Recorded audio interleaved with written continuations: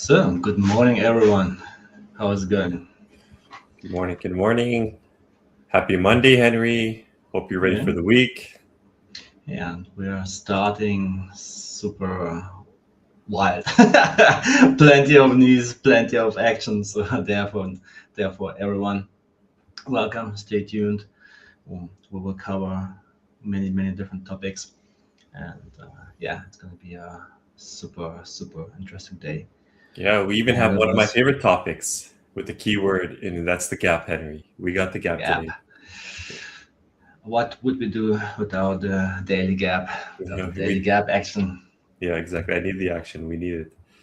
Yeah, let's go. Just one more thing, guys. Risk disclosure as always. Always do your own thinking. Never follow blindly anyone. Everything we're talking about is pure educational, so no financial advice and any recommendations whatsoever. So please do your own thinking. All right, let's go. So, what is going on, Steve?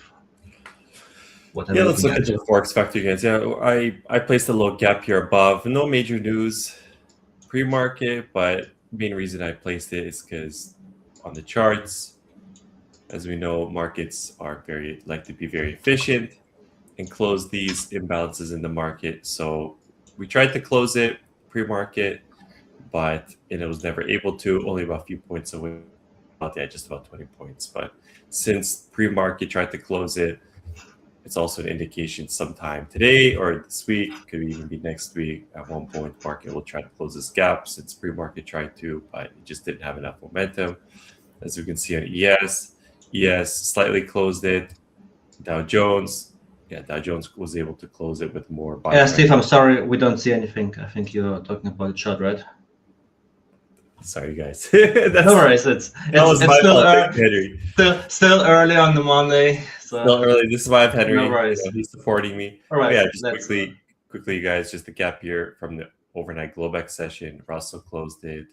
Dow Jones giving us indicator that's a bit stronger. Again, you guys, I'm just using this as my rotation indicator. As ES and Nasdaq have not yet closed it, but very close pre-market. So it's always an early indication of what's to happen, possibly today or in the coming days this week. So I just want to point that out before we get to the charts. We always need to look at the news and what is driving markets. And yeah, let's just quickly cut through the noise and see the upcoming prints today. We're with a few Fed speakers. We already had Bowman, you guys, kick things off, talking about financial regulation. Nothing major, just a few comments, not really moving markets. We had another speaker moving markets, Henry, which I'm sure you're aware of, made some big comments, as you can see right here with Trump saying we're taking over the Strait of Hormuz. But Henry could always get into that as well on his takes on it. And I can showcase to you guys where it happened in the market, what pivot's important. But yeah, we can look into that later. But let's quickly just see what's coming up, as we don't have any major economic prints coming up. Just FOMC Governor Waller speaking later today, 12:30. Keep that in mind. Anything can happen there. This is usually some economic outlook, some Q&A. But yeah, that's all we got, you guys. No major data drops today. Because I think we have CPI tomorrow. Do we have? Yes. Oh, there we go. Look at all of these headlines tomorrow. Entering the market. Lots of headlines.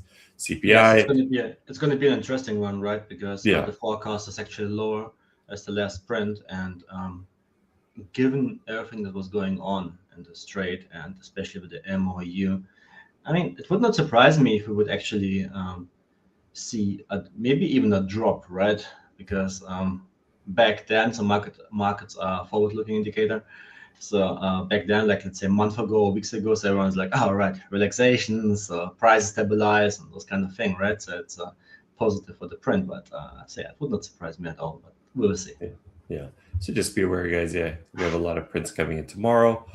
Oh, today, just while we're speaking, could sharpen expectations on the path moving forward.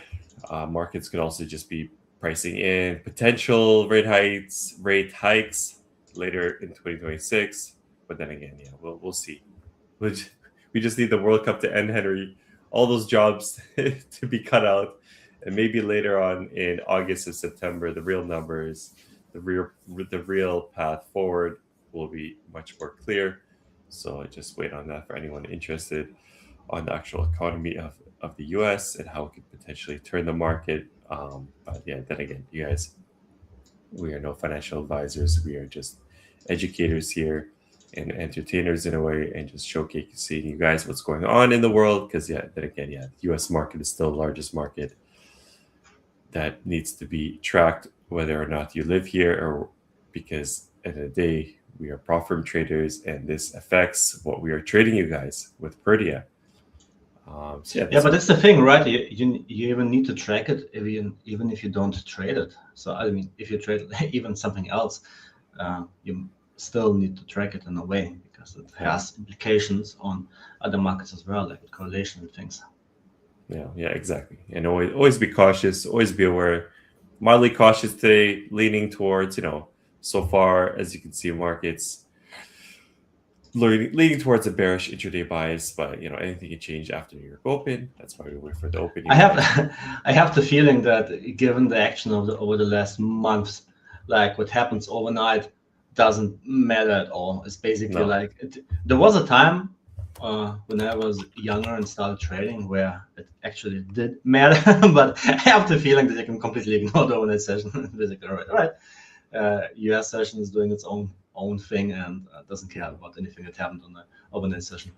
Yeah, exactly. As you can see, guys, I have the ETH electronic trading hours. I would most likely, to cut out all the noise, put on the regular trading hours, because this cuts out the gap of pre-market session. But what is the reason? Why do I keep on the ETH? Is because we have all these headlines that come in. We have the gaps. We have the headlines that usually come in for some reason. I don't know why, but a lot of times pre-market. And we have to pinpoint at what levels these prints came in that caused the volatility. That's why I have the ETH on, not the regular trading hours, or else I would, because of course I'm not focusing on price action pre-market. I'm focusing on New York, where the real volume comes in, real momentum. So yeah, that's the reason, guys. If anyone's interested, if anyone has any questions, let Henry and I know. But yeah, that's what we have. And a few comments. Okay, let me take over from here and show. You're eager. I could tell. Henry, he's ready. You know exactly. He is ready. Look at this. Our old friend KOSPI. KOSPI, yeah. And everyone is like, Henry, always talking about KOSPI. I'm like, guys, it's in the semiconductor world, in the AI world, it's like a major player. So last week we have been talking about, I always forget the name, SK Hynix. So SK Hynix came on the market last week, right, with an IPO in the US, like plus 15%. And now one could argue that actually it was a kind of sell the news event in Korea. So because people have been over leveraged. What?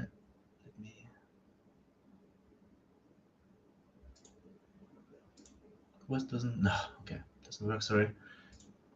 Whatever reason, so it doesn't matter. But imagine it was 15% up in the US, and in Korea, people basically took the chance to profit, like to take some profits, right, off the table. And the thing in Korea, as you could see, it was over leveraged. So once the technical came in and the market started to drop, all the over leveraged ETFs, like 2-3 times X leverage ETFs, started to hit the market. It's like auto liquidation, right? You need to rebalance, start liquidation, and therefore it created this cascade. And so therefore we have today in Korean and KOSPI are limit down.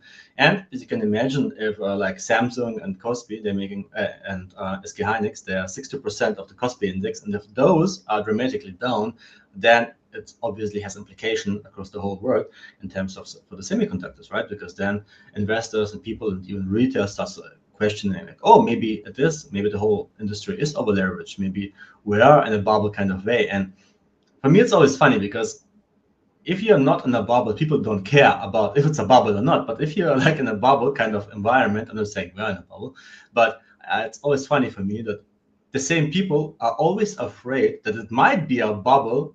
And so it's kind of, for me, on the subconscious level, I think many are completely aware that it's a pure speculative play at this point and has no proper fundamentals behind it, because like just the evaluations are so high, right? And yeah, and then this creates moves like that, and therefore that's actually also the reason why NQ, like at one point, has been much like had the tank much more in comparison to the S&P 500, the ES, because of the AI play, right? And this is something I just want to showcase you guys, because I think it's super. Steve, I'm not hearing you.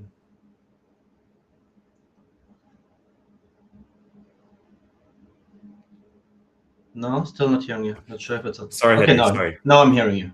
No, it's fine. Mistake on my end, you guys. Sorry, guys. Technical quick issue, but it's all solved. But yeah, Henry, I was just gonna say they should just call it NASDAQ AI, because it seems like everything related to NASDAQ is AI and semiconductor. But very important, you guys. How you can see, yeah, NASDAQ is just stuck in the mud, consolidating, not able to break out like Dow Jones and S&P. So that could be an early indication. And this is why you have to look at other assets that can sometimes. Okay, I don't like to give the word signal, because you guys remember this is not financial advice. We don't give signals, but just an idea of what's to come in the future. So wait 1 second. Okay, so basically, and that's the thing, right? So we have to still have this breakout on the S&P 500, but on the same time, if there's no proper strong follow through, so for example today, at latest tomorrow, I want to see a reaction. So if this is a technical pattern, then I want to see a reaction either to the upside or to the downside, because if nothing happens for the next day or two, then it's basically just a range, right? Then we can more or less probably, not saying it's going to be the case, but more or less we can probably forget this pattern to play out and just consider this a range play. And just give me 1 sec. I need to just.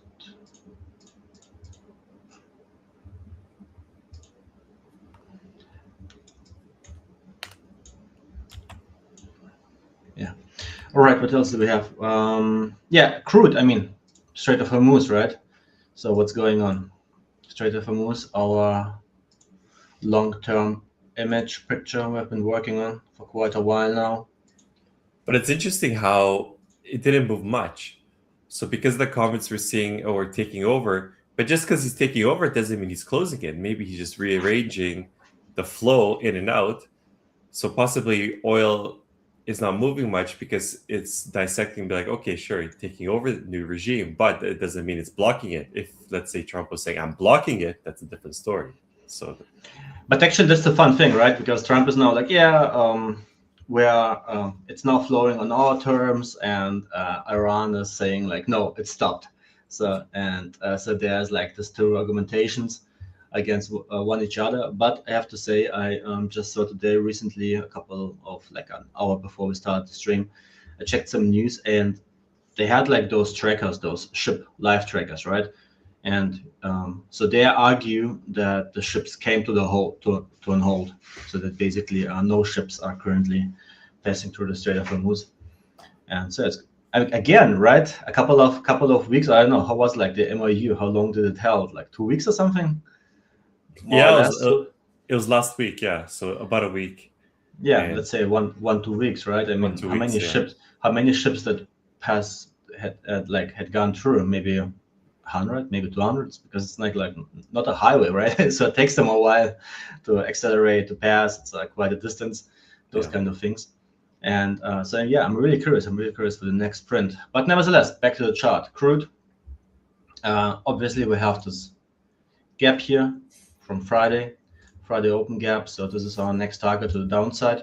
If it goes down, then this is most likely will be the target, 71.90.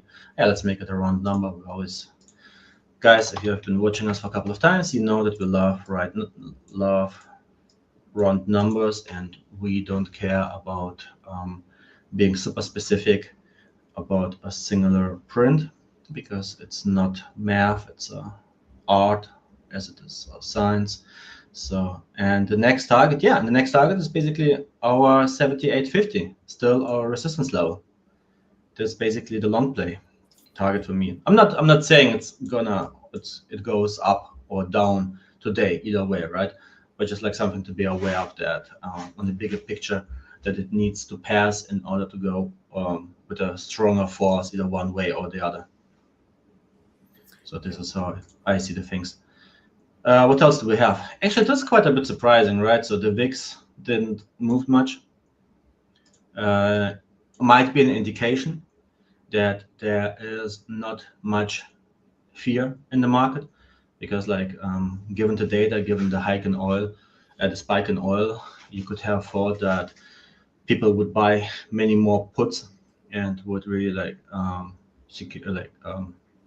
protect themselves much more. And if it's not happening and the VIX is basically suppressed as it is, then it might be an indication. So, and that's what we're saying all day long, over and over again, right? Have a look on the other markets. Those might have an indication.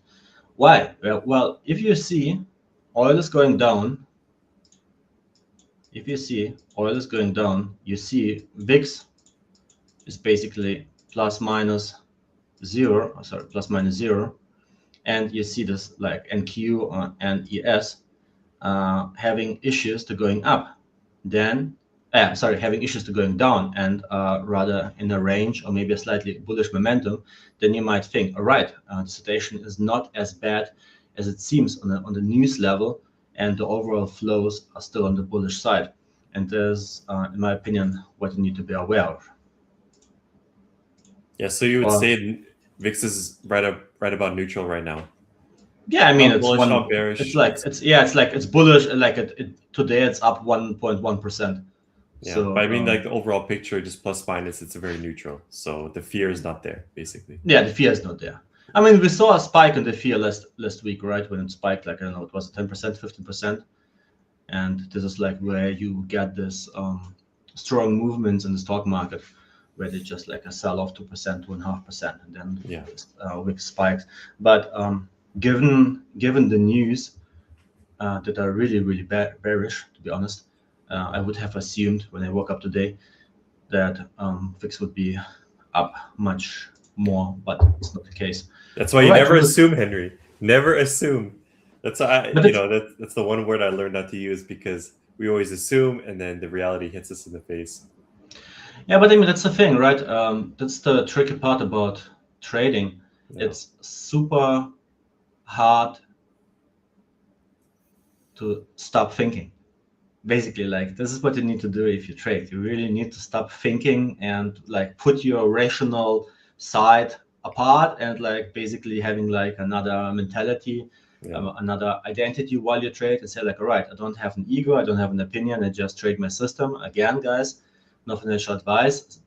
Don't follow anyone, don't listen to anyone. Have your own strategies, have your own systems, and trade these, because it's so luring. It's so tremendously attractive just to say, oh, it's all right, news are all negative, I just go short, and then the market squeezes and squeezes, and you're sitting there, you're wondering, you're blowing one account after the other, and you're like, oh, what's going on? But the news are so bad. Yeah, well, the market doesn't care, because some people know that there are already negotiations taking place and some market's forward-looking.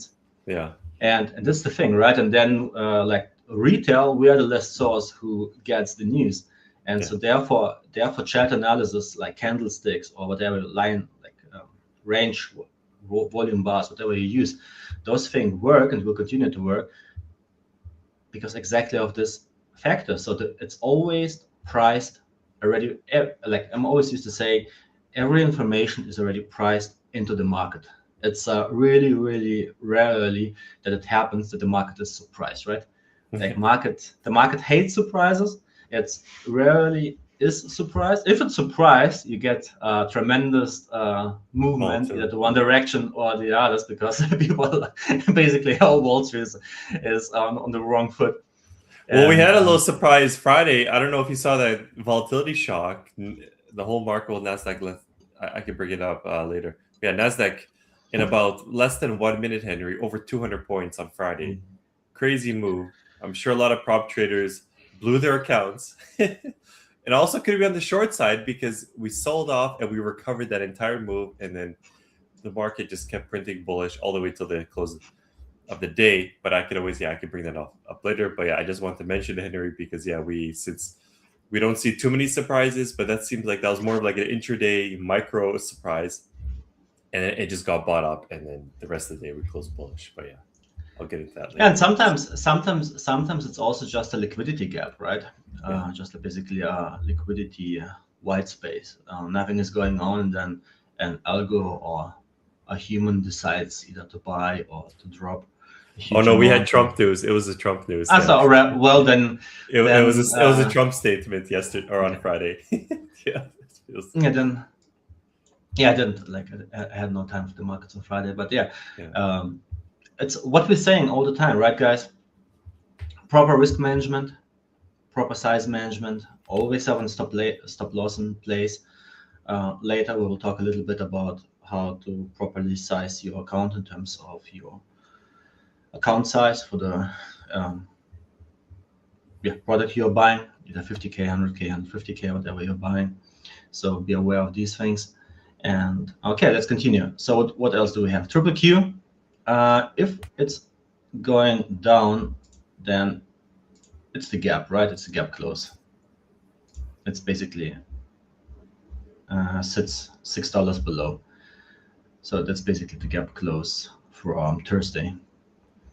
And this is what I'm looking for to the downside on Triple Q. I mean, it's still, to be honest, it still looks bullish, right? If you zoom out, it still looks bullish. It's looks like a flag. At the same time, you could argue it's our diamond formation. Don't forget about diamond formation. Don't forget about the diamond. But now it's stuck in the diamond at the 50%. So it looks a little shaky, Henry. No, and that's tricky, right? So if we have a scenario like this, no financial advice, but don't assume too much. It's basically either you trail. What I personally always loved to do back in the day when I used to trade is I always had partial profits. That's also easier for the peace of mind. So if you're stuck in a trade for 5 hours and you had already took off some profits off the table, it's also mentally much easier to sustain concentration and not to start fool around with the markets because you just want to have some profits, right? But again, that's a strategy because there are strategies where it works, and there are some strategies if it's like on a smaller time frame or shorter time frame, like 10, 15, 20 ticks scalping, then it's most likely it's better if you just take the whole thing off the table. But again, it's up to you to back test it, to check it. All right, let's continue. Do we have? Oh, look at this! Our SpaceX 150 level has been broken. Has been broken. We grinded around it and touched it many times, but now it's been broken. So let's see. We had the measured move back then. Is it still there? Oh, yeah, the measured move is here. Oh, so it's 75. So we have ignore the rocket ship, you guys. Yeah. It's going down. The problem is if the rocket ship turns south, right? Now it went up to space, and now the rocket ship is coming back to fair value, coming back to the space station in Texas. Now now we see what the real fair value is, but it looks like it's beneath fair value. It seems like every time it's gonna break the lows, it's like the new fair value is being repriced. I'm not sure. Do you remember back in the Bitcoin mania when Bitcoin was hitting like new highs, 100,000, like 90,000, 80,000, 100, and each time it had like a super strong correction of like 10%, 20%. Those memes always popped out like to the moon, and then the picture was upside down, like so the moon basically like a red line. Yeah. No, we will see. I have the feeling it always repeats across different markets. Yeah, maybe one interesting thing: Apple is suing like a big time lawsuit against OpenAI. Apparently, was it like 700, 800 gigabyte of stuff has been leaked? I don't know, like the data varies. So apparently, OpenAI purged over 400 employees from Apple, and like also many. So basically, the topic is industrial espionage. That's basically the topic that Apple is suing OpenAI for. So I'm really curious to see how this one will play out. For the time being, Apple still looks bullish, right? So guys, you're trading futures, what you're saying, Henry, why on earth do I need to consider Apple? Well, because it's a heavy hitter, right? same as Microsoft, same as Nvidia. We don't care about the stock itself because we're not stock traders, but we care about its size that it brings to the table towards Nasdaq. This is not yet, Henry. Not yet, stock traders, because it's incoming in the future side. It's coming. It's coming. Yeah. Yeah. So maybe some of you who didn't hear about it yet, CME is planning to bring single future stock futures to the market. Apparently, it's launching in around 2 weeks, in around plus minus 2 weeks, but it's not clear yet when it will be available on Trader by Ninja Trader. So information might change, and so I'm curious to see that, and especially I'm curious to see how wide the spreads will be and how overall liquidity, how much liquidity they will have. If it will be something that we can incorporate into our daily trading. It would be fun, right? I mean, for me, I would love it. So basically, it gives you more choices. It's all we are asking for, right? Yeah. And stocks to trend much harder and longer and more explosives than future indices, and it could be a really interesting thing for us. One advice: if you guys are scalping, let's say Nasdaq or ES, do not be taking that same strategy and trying to scalp, let's say, Apple, because Henry said, the spreads, the liquidity, it will not even close, like a very small fraction of it. So you're not going to get the best entry. Do not complain whether your stop gets missed or not. If big news comes out of the company, play around. It'll be more of like a longer intraday term play. Let's say off open looks strong, maybe close it towards close. I'll try and play around with it, but the amount of risk I'll be putting on is where whether I win or lose, I will not be emotional. It's just something, maybe a new skill set to gain over the long term. If it plays out, if it doesn't, either way, I'm happy and I move forward. Yeah, no, you're completely right in this regards. I just think there will be sticking around with plenty of liquidity, and because then with time you will be able, after some backtesting and proper reviews, proper validation, it could become also an additional weapon or like an additional asset in our evaluation. All right, so what else do we have? Microsoft. And you see it, guys, you see this level or line in the sand. And it's funny about this line in the sands, right? It's basically more or less the fair value over a certain period of time where the market just circulates around. Meta, what else do we have? Nvidia, Broadcom. Yeah, so nothing fancy going on. Actually, I'm quite surprised that given a part of Apple, I think Apple is of the big, we have market open. So let's see. Market open. Let's hear the bell.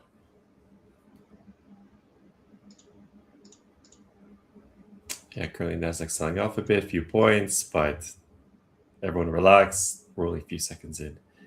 So I sold off about 50 points.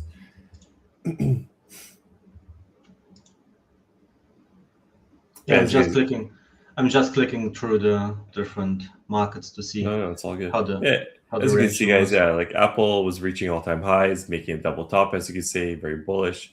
Even though I don't know, Henry, like the whole Apple product. Sure, it's a good technology. They got good computers, good phones, but nothing has advanced really in the last 10 years. Everything's quite the same, unless they have big plans for AI, big plans for technology moving forward. As we know, they have been like new directors and leadership pushing through AI. And as you can see at Nasdaq right now, turned bullish. But you guys, let's relax. It's New York Open.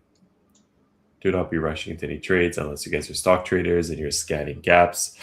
You will have the opportunity soon once CME introduces this plays of stock market. And what is this right now? Is that Microsoft? Yeah. Gap. And actually just one thing to add, right? Because I have seen it many times that people are trading out of Trading View. And as much as I love Trading View, I can really not recommend trading directly out of TradingView. It's just lagging No. behind. It's really like it's lagging behind the prices. Sometimes if you have like TraderWeight or NinjaTrader or any other of the platforms, you will really see the difference that the price is just so much behind and has dropped. So it's really untradable. It's alright if you're like end of day trader or you're like a long-term investor where you really don't care about small fluctuations. It's more of a long-term play. But for us intraday traders, really do yourself a favor. Don't trade from TradingView. Yeah, no chance, you guys. No chance. I had plenty of times where I put on orders, they were pending. My stop loss was even pending. Yeah. I lost money. And the thing is, too, remember the prop firm and also NinjaTrader or a TradeAvate is not responsible for that disconnection. It's TradingView and it's in the terms, you guys. So don't complain if you connect to your broker to TradingView and there's latency issues, connection issues, because it's not the responsibility of the prop firm or the broker if there's connection issues with TradingView. So remember that, you guys. It's you'll learn your mistake. You will learn from it. Sure, you can try it out. If your orders didn't go through, if your stop loss got missed with connection issues, only blame yourself because the terms are there to protect yourself. Trade directly on the broker. You will never have issues with TradeAvate. That's why Perdia uses it. So that's all. Yeah. And that's the thing. I mean, I understand it's convenient, right? You just start TraderWeight. It's fast, easy. Like it starts fast. It's super easy to click through, but you will really not do yourself no favor if you use it for your trading. So just one thing I wanted to add there because I just saw the charts on NinjaTrader versus TradingView, and it was like, hey, let me mention that one. All right, let's go. So what's happening? Triple Qs. Obviously, gap down, right? Let's make it a bit bigger. 15-minute chart, intraday play. Yeah, down about 1%, over 1% Nasdaq. So we're looking on the upside of a gap from Friday's close, and then it's actually the same levels as from the last stream on Thursday, right? Yeah, Thursday we had the last stream, basically same levels.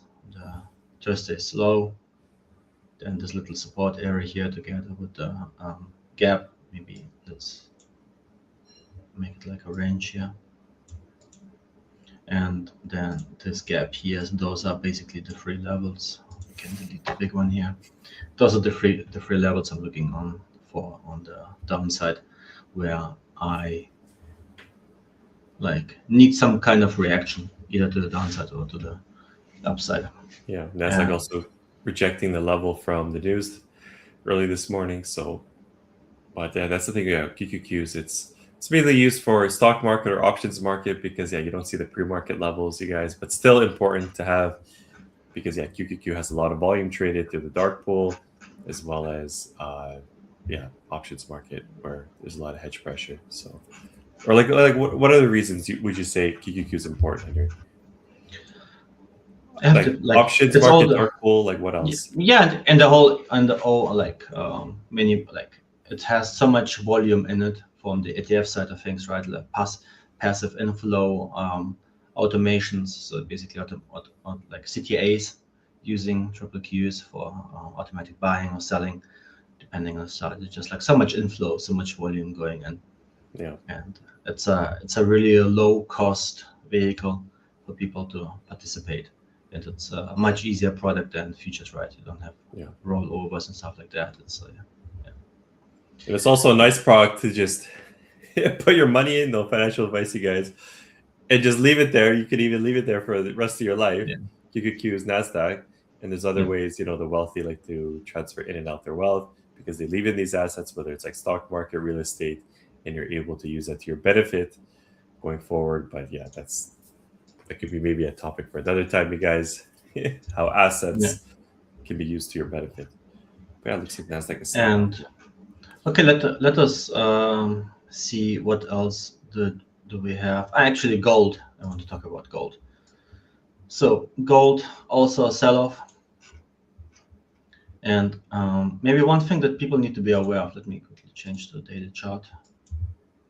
So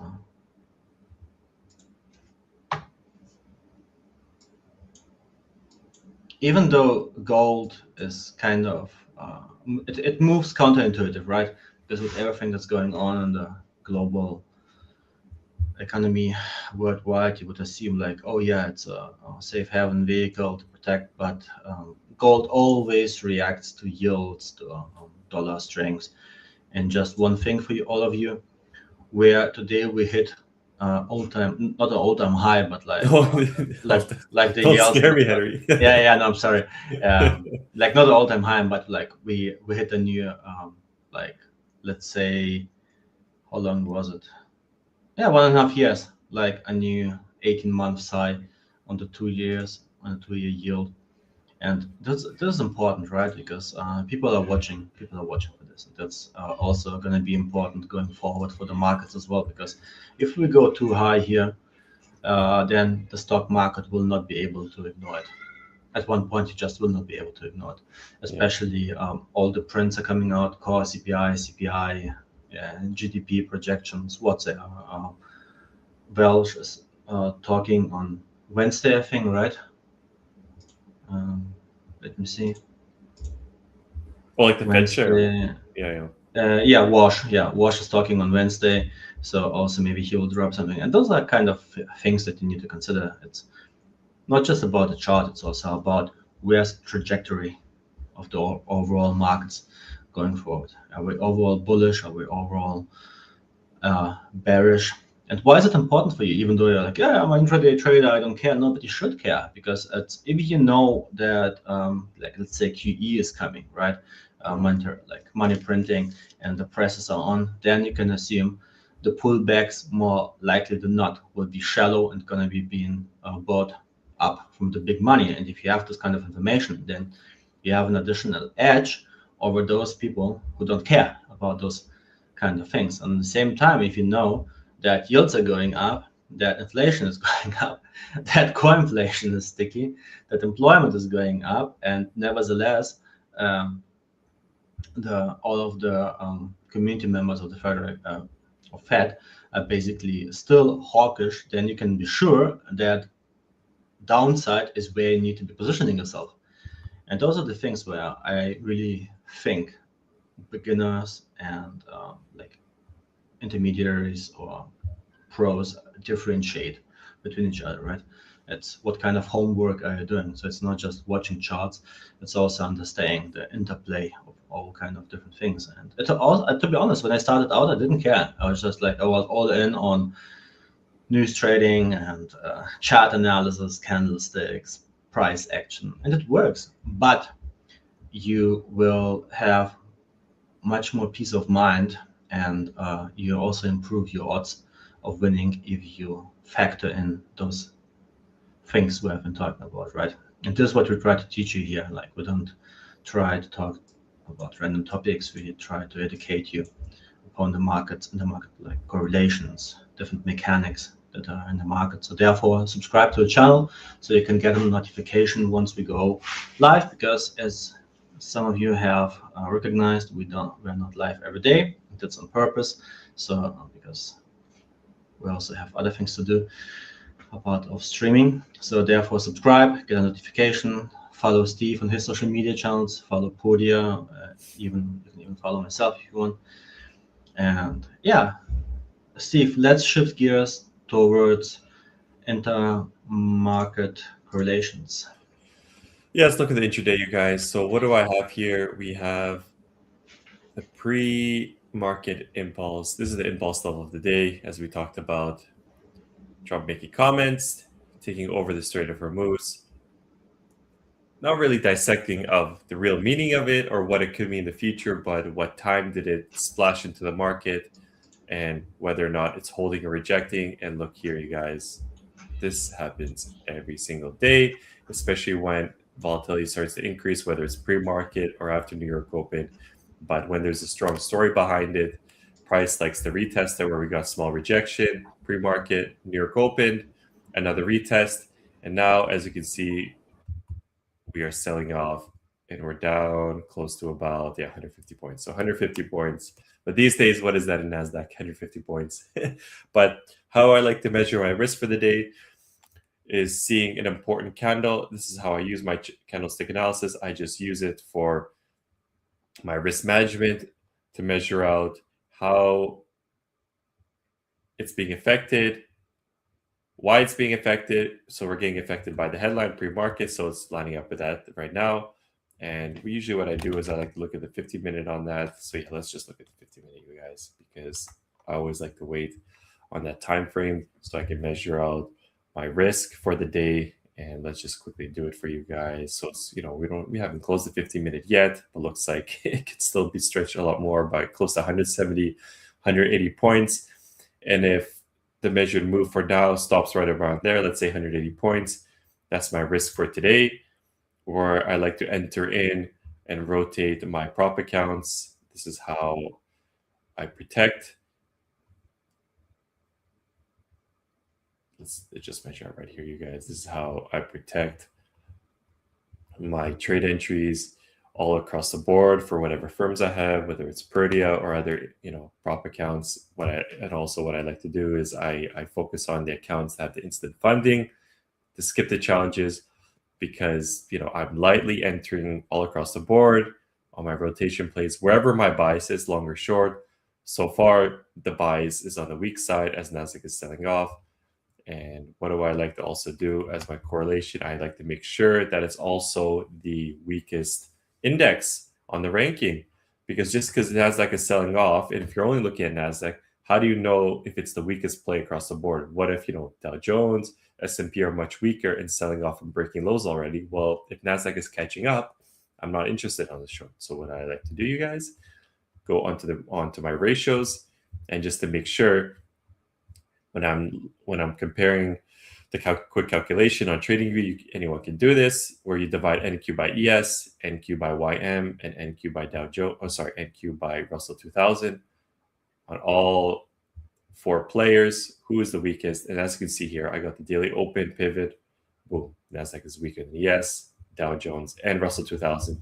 So this is giving me a quick indication. Also, I like to zoom in once I'm looking at my entries to really make sure on the lower time frame as well, everything's matching up.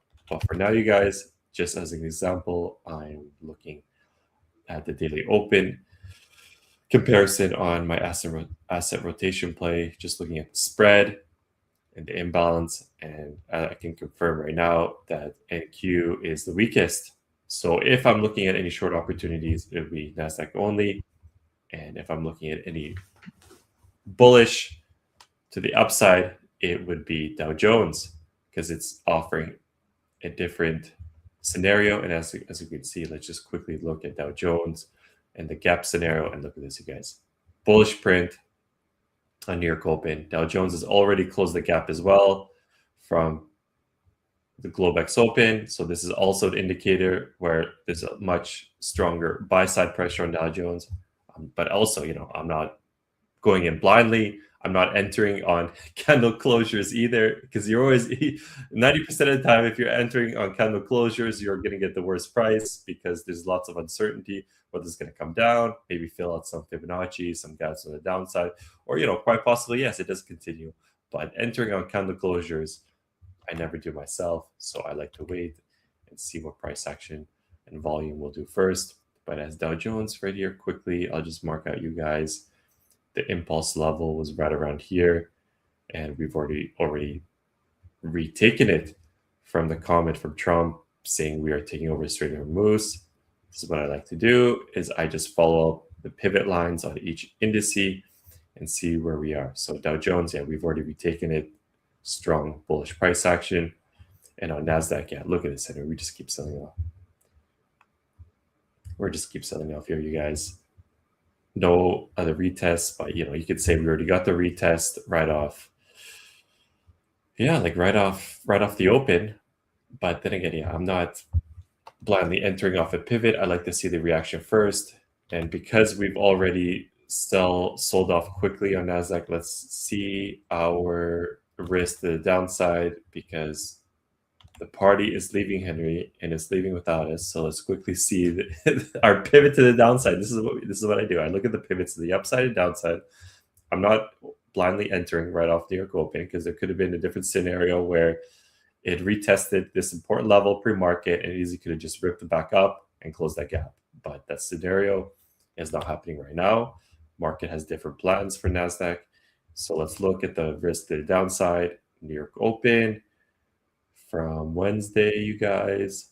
Doing this all live for you. And this is at 29,200. Okay, pretty big gap to the downside, but as you can see, from Wednesday to about Thursday, we just grinded up. So yeah, a lot of areas to fill. Not saying we're going to fill that today, but if I'm looking at an important level for NASDAQ, it's at 29,200. And let's just do the measured move from these two pivots and mark it out to the upside. And this is at 30,240. So 30,240. Let's see if it lines up with any important areas. And yeah, look at that. Perfect. Perfect. This is what I like to see. Strong rejection here. I believe this was June 26th. Was this FOMC? No, this wasn't FOMC. No, I remember this, Henry. We talked about this, how pre-market, there was a huge gap up on no news. This was the new no news fake day where the market just gapped up, take this line, and then when New York came, it sold off completely because, yeah, it was irrelevant and market needed to fill its imbalance. So, yeah, we got the rejection here, rejection again, marked as support into resistance on the 2nd of Thursday. So, yes, I can confirm that this is an important level because it's been retested a few times in the past and it makes sense to me. And this is what I like to do, you guys. I want to make sure these pivots always make sense and they're not just hanging around in no man's land. But a lot of times it does when we are at all-time highs and we need to make good levels, which is why I do the measured move. Thanks to Henry again, you guys. He's the one that presented that idea. And yeah, it makes sense 99% of the time. I never like to say 100 because nothing's There's ever no 100%. 100. There is no 100.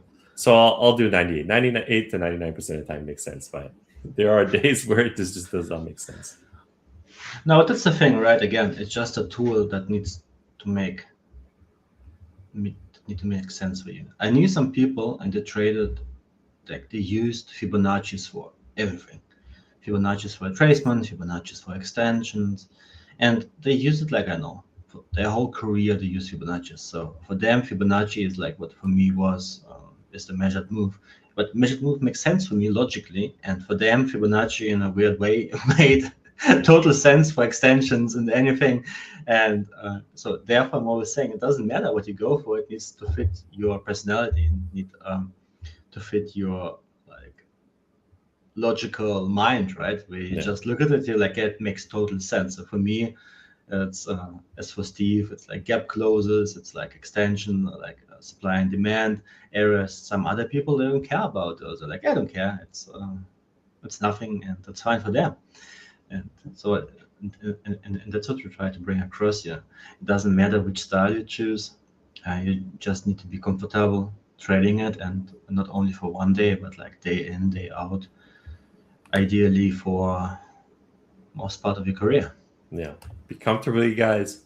Know your setup, but I tell you this right now. For me, the setup was easy. All it is the volatility, volume, pressure, and the trend. But to figure out the risk management and how to protect all my prop accounts, whether to copy trade everything or rotate or set limit orders, and knowing, okay, if you're okay, if let's say not all your limited orders are hit, and what to do going forward. Oh, that was, for me, that was the most difficult. How much to risk each day? Yeah, but again, it's a different scenario, right? If let's say you have let's make some assumptions. Let's say you have a $100,000 real account, right? And you would you're also doing the same math. You're doing, all right, how much do you want to risk per year? How much do you want to risk per month? Let's say you want to risk per year 50,000 out of those 100,000, right? And then you're like, all right. So, and then you do the math backwards. All right, how much do you want to risk per month? So it's like, all right, first month it can be 10,000, then like 8,000, 7,000. So basically reduce your risk as you are in a drawdown. But you can also take it like a linear route, so risking each day 4,250, right? Those kind of things. And then it makes a difference if you have, for the prop trading accounts, if you have a budget of, let's say, 5,000 or 1,000 per month, then you trade it differently than someone who has no budget, who is basically just, I don't care, I buy every week, I can spend up $5,000 and buy I don't know, 50 accounts, 25 accounts, whatever it is, right? Or like 5, 7 expensive ones. And that's what makes the difference. So there's no right or wrong. It just needs to fit your overall strategy and risk management in terms of your total portfolio size. And many people think like, oh, total portfolio is only in trading. No, total portfolio also means your liquid assets that you have, like your bank accounts, your statement, your invested money, whatever. What kind of income you have. This is basically your income portfolio, like your liquidity portfolio that you need to be aware of in order for you to structure your strategy for the prop accounts. Yeah, exactly. Keyword is liquidity. Always make sure you're liquid, and also try and take out emotion, because yes, you need to pay with not only your dollars but also your time for this skill set. Potentially, if you respect the skill set, there will be an ROI. There will be a return in that investment. If you don't rush it, if you take your time, you guys. Maybe 5,000 a week is a bit much, Henry, for most people. But hey, if that's your budget and you feel like you got 50 accounts, maybe you only need to hit one of them each month. But then again, yeah, that's. No, but that's what I try to bring across, right? I think for most of the people out there, it's like, I don't know, let's say it's $100, $150, $250 per week that they can spend on accounts. But they just want to, like, there's no right or wrong. It depends on your personal situation, because someone is already retired and has money to spare, and someone is like in his 20s and just starting out. So it's a really different trajectory.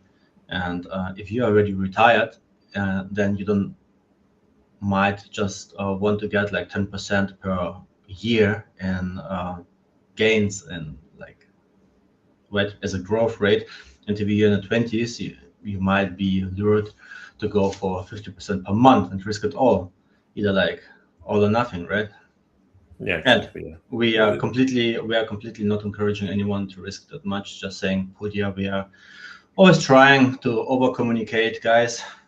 Take it slow. Take it really responsibly.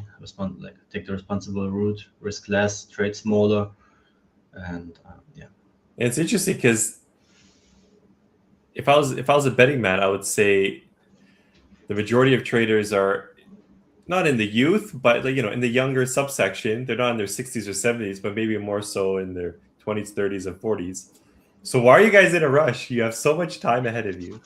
I can tell you why. It should be the retirees, Henry, in a rush, because like, you know what, maybe I only have 5-10 years of my life. I'm gonna go all in on this skill set, use my retirement income, because why would I sit on NASDAQ for the next 40 years? I don't have 40 years. But no, it's these 20-year-olds that are in a rush, thinking they only have a few years left in life. Why is that, Henry? Well, first of all, it's always the get rich quick guys, right? Yeah. Selling you this. I mean, it's true. It's been around forever. With indicators, with signals. It's like signals are not news. Indicators are not news. Algo trading is also not new. It's been around forever. And now with social media, it's just accelerating, right? And if you're in your 20s and you see a 20-year-old flexing his watch and driving a rented car and showing off with his Airbnb, then you might be lured to think like, oh, if he can do it, I can do it. And then you might be in a job that you don't like and you want to escape. And then, I think that's a problem, right? And then people forget that trading, again, every day, same topic we're talking about, but trading as every other profession, you need time, you need to learn everything about it, not just watch YouTube videos and follow people. Therefore, I'm always eager to say, don't follow anyone who showcase you his trades, because it will bring you nothing. You might learn a little bit here and there from them if they are good, but by the end of the day, you need to take it as an inspiration, but do your own homework, right? Do your own backtesting. I mean, you can always reach out to me. You can always reach out to Steve. We're always there to help you. And yeah, and that's the thing, right? The things that matter, they are boring. They are boring because they require work. And therefore, if you watch something on YouTube, it has almost no clicks in comparison to some fast pace, how I made $50,000 today, and then they showcase you like some higher leverage trades that worked, and you're like, all right, like it has no value, but it looks good, right? Yeah, you guys, like, we're not going to be showcasing any like higher leverage, high dopamine plays. That's why stream is called Before the Bell. You know, we identify key impulses, the news, driving markets, label out the pivots. As you can see here, 29,730 was respected today and rejected. I'm not saying it's going to keep getting rejected. We can hold this area, bounce up, and this can be this new area of demand going forward. That's the thing. The markets are unknown. Label your confirmation. I see this. One of my confirmations is the market ranking. So far, Dow Jones is still the strongest, while NASDAQ is the weakest, trailing behind on its sell pressure. So risk off is the move so far. And that's what I'm looking at on its 29,730 level with NASDAQ. Yeah, so you guys, just whether you're looking at the VIX as well as extra confirmation, or oil and gas, or crude oil, because crude oil has been affected with all the news going on lately. You know, label, mark it out, create a checklist, always be prepared, you guys, and just accept the unknown of the market. Don't be going all in on one entry, one price, because it's giving you, let's say, good risk reward, and you're saying, oh, this level has to. No, it doesn't have to hold. Look at what happened on Friday, where we had that just before we close out. For example, this was what happened on Friday, Henry. Less than, this is a 2-minute chart, and look how quickly it sold off. More than 250 points in less than a minute. And then we bounced back, and then we carried forward all throughout the day until the end of the day, the close of the day. So this is what can happen at any time. So, and I bet you. And that's the thing. Wait, stay there, and now move to the left, to the swing low on the left, like around 9:45. Yeah, there. Right there. Can you draw a line there? Yeah. I just want to explain something. So guys, let's say you have this level, right, for whatever reason, and the market is now spikes down 150 points there in a minute. You're like, all right, it's a great level. Market's oversold. You just push a button. You go you go along, and now comes the biggest mistakes that I see over and over again. People don't have an emergency stop loss in place, or even like a part of not having a proper stop loss in place, like this, and automatically don't have a emergency stop loss. And then if you go in leveraged, it's basically you can say goodbye to your prop account, most likely within 30 seconds, 1 minute max. Yeah, it was less than 1 minute. Yeah, so it's basically it spikes through your level, and it just stops you out, and then you'll be sitting there like, all right, what happened, right? And this is the combination that the levels don't matter, especially intraday. It's all like, I'm not saying it's all noise, but it's a lot of noise. Sure, there's intraday structure and market structure, but the hit rate is much lower than in comparison to, especially on a 2 and 1 minute level, than on a 15 minute, on a 30 minute, 1 hour candle, right? So this is like, they're super noisy. 30 seconds, 1 minute, 2 minute charts, they're super noisy. So therefore your size needs to be smaller to account for the overall noise. It's basically asymmetrical. So the smaller the time frame, the lower the hit rate usually is. And so therefore the professional traders, what they do, they take the big charts, like 1 hour charts, 30-minute charts, and then they have their candles, and for fine tuning, they zoom in on the small candles. And so this is how they try to use leverage and fine tune their trading. But most of the traders I'm seeing over and over again, they're like stuck on one time frame, 1 minute, 2 minutes, 5 minutes, and they forget the overall big picture, right? Because then if you zoom out, you might, can you please just zoom out a bit? Yeah, look, the white line. So if you would have zoomed out like on a bigger chart, then you would have seen that actually there are many more levels on a higher time frame, right? That the market might have tested, and therefore there's no right. This level needs to hell, and this is like what it's all about. So yeah. And zoomed in, it looked like a big move, but when you zoom out, it wasn't much. It didn't even take out the low from Thursday, so it was just quick liquidity grab. Some news did come out, which is why volatility kicked up. But once market priced in the reality where it was clearly the bullish momentum still needed to remain, and price closed to the top side on the end of the week. So these things can happen. Markets did get surprised with that jolt, but they bought it back up and it closed it towards the highs. So that's why always expect the randomness in the markets, you guys, especially now with the new regime the last few years. And that's what we're trying to say here. Closing in. We got the 1 hour close, Henry. I think that's it for my end. Nasdaq I think we're rejected. I think we're good to go. All right, everyone. Subscribe to the channel to get notified, because along the way we will also bring up some other videos and streams in order to educate you, to help you pass the challenges, to become consistent and profitable traders. So make sure to follow Podia, to subscribe to Podia. Use the code pre-market to get 25% off on their accounts. Check podia.com. In the meantime, if you want to learn more about Steve's strategy and his mindset topics and his focus, follow him. A link in the description down below. And if you want to follow myself, link is also there. So take care, trade safely, and we all see you on Thursday. So tomorrow and on Wednesday, no stream. All right, everyone, have a good week, have a good start in the week. And be aware, tomorrow is CPI, and therefore expect most likely a lot of volatility. So take care, everyone. Bye-bye. Thanks, Henry. Trade safe, everyone.